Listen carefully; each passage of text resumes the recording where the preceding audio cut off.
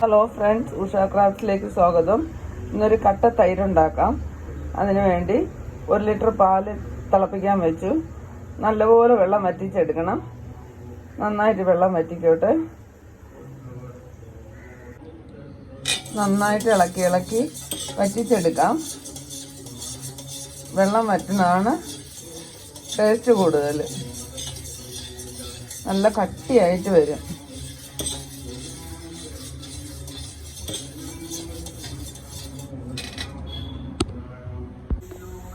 നന്നായിട്ട് തിളയ്ക്കുന്നുണ്ട്.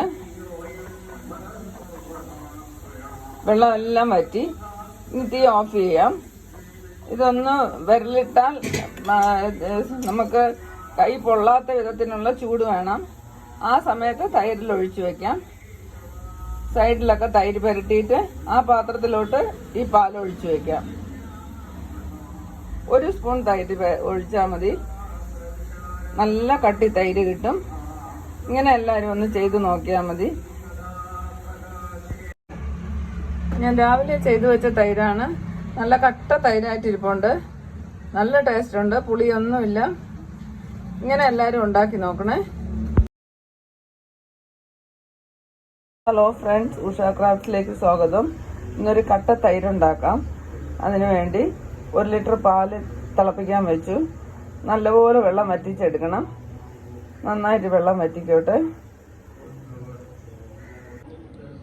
നന്നായിട്ട് ഇളക്കി വറ്റിച്ചെടുക്കാം. വെള്ളം വറ്റുന്നതാണ് ടേസ്റ്റ് കൂടുതൽ. നല്ല കട്ടിയായിട്ട് വരും.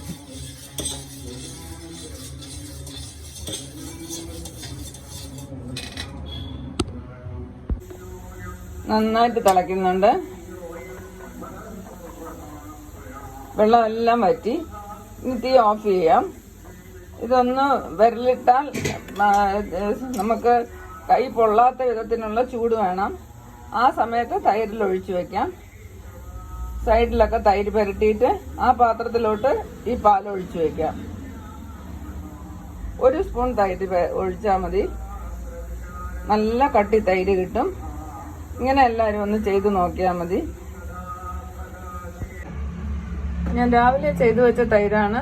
നല്ല കട്ട തൈരായിട്ട് ഇരിപ്പുണ്ട്. നല്ല ടേസ്റ്റ് ഉണ്ട്. പുളിയൊന്നുമില്ല. ഇങ്ങനെ എല്ലാവരും ഉണ്ടാക്കി നോക്കണേ.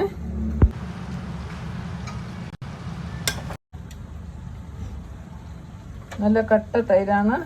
അലുവ പോലെ എടുക്കാം.